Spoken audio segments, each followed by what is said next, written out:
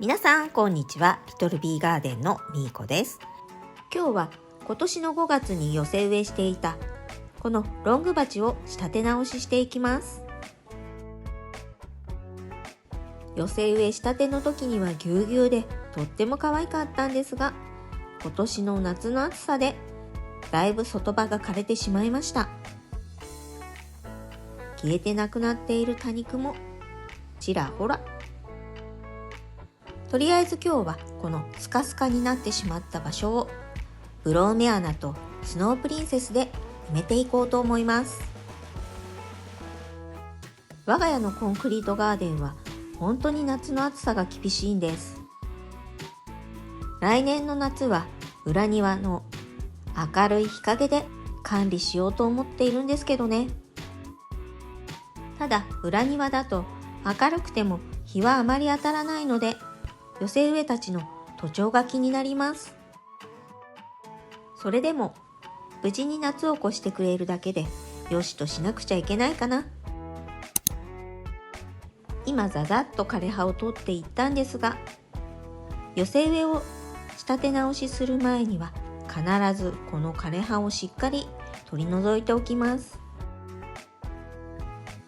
この枯れ葉を先に取っておかないと仕立て直しした後にまた隙間ができてしまうんですよね。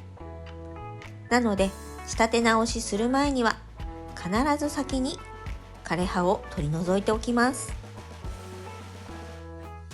多肉ごとの一番の仕事は枯れ葉取りと言ってもいいぐらい毎日枯れ葉は取っているんですが、枯れ葉を取っても取ってもなくなることはありません。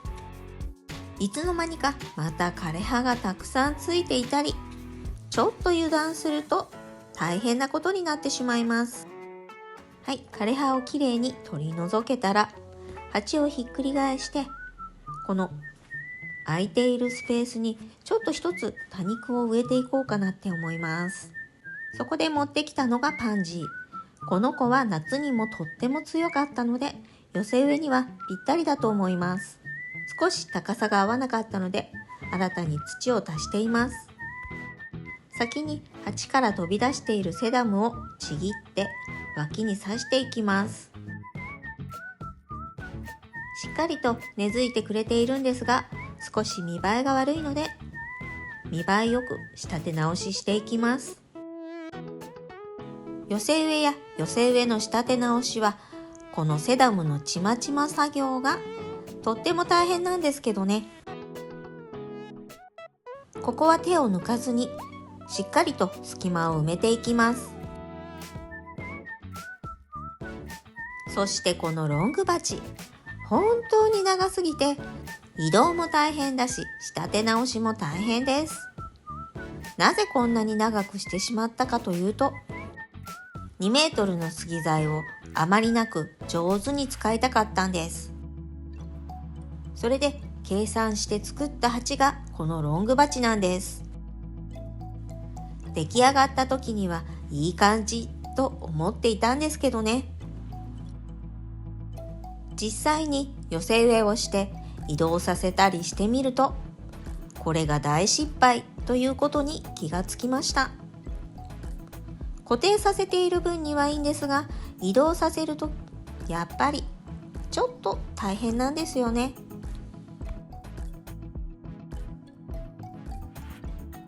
ちぎったスノープリンセスを植え終えたので、今度はこのブローメアナを隙間に埋めていきます。今いい感じにもりもりっと可愛く成長しているので、寄せ植えの隙間を埋めるのにはぴったりなんです。しかも去年の冬は野ざらしにしたままそのまま冬越しをしてくれたので、今回もビニールハウスの中に入れる子と野ざらしにする子両方育てていこうと思います。それでも寒すぎるとブローメアナもじゅれてしまうので、そこは要注意なんですけどね。そして事件は起きたのです。ロングバチの仕立て直し用に使うスノープリンセスをこの発泡スチロールから積んでいたんですが、朝起きてタニパト中に発見してしまったんです。あんなにもりもりと茂っていたスノープリンセスがなんと猫ちゃんにやられていました。まさかこの発泡スチロールをトイレにするなんて思ってもみなかったので、発見した時にはちょっとびっくりしてしまいました。とりあえず水をかけてしばらくは様子を見てみます。とりあえずは上に散らばっていたスノープリンセスを土に刺して竹串を刺しておきました。これならもう上に乗っかってトイレはできないと思うんですけどね。皆さんも猫ちゃんには要注意です。はい、気を取り直して作業の続きをしていきます。と言ってもブローメ穴を隙間に刺していくだけなんですけどね。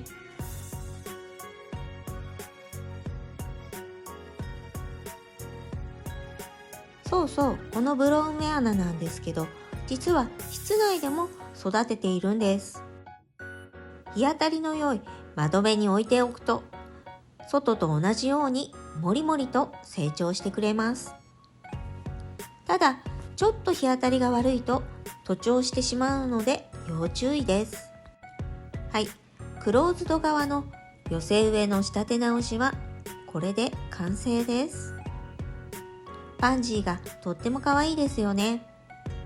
そしてブローメ穴とスノープリンセスがいい感じに隙間を埋めてくれています。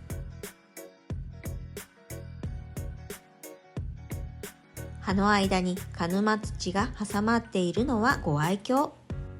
後でちゃんと吹き飛ばしておきます。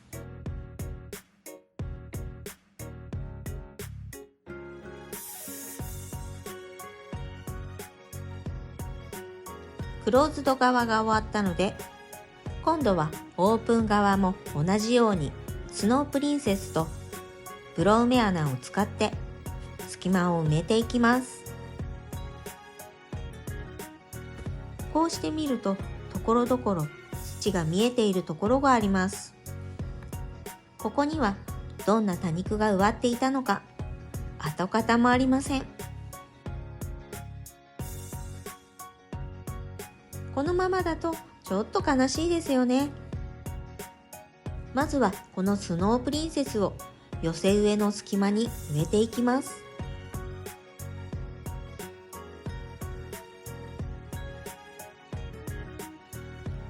飛び出ているのもスノープリンセス。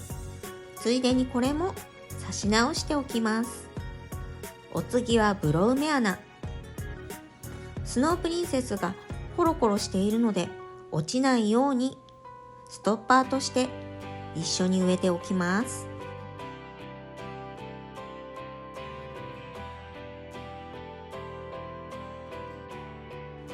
このスノープリンセス、すでにもう根っこがたくさん出ていますね。これだとすぐに根付いてくれて落ちる心配もありません。今回は寄せ植えの仕立て直しをしていますが、寄せ植えをする時にも多肉が鉢から落ちないように少し長めにセダムをカットして、それを鉢の縁に刺していくと多肉がしっかりと固定されるんです。これは今まで寄せ植えしてきた中で経験して学んだものになります。寄せ植えの最後に使うのはこの細葉黄金万年草。これを最後に植えて寄せ植えの仕立て直しの完成です。はい、ということで今日はスノープリンセスとブローメ穴を使ってロング鉢の寄せ植えを仕立て直ししていきました。いかがだったでしょうか。この動画が良かったなって思っていただけたら高評価とチャンネル登録よろしくお願いします。今日も最後までご視聴ありがとうございました。それでは次の動画でお会いしましょう。またね。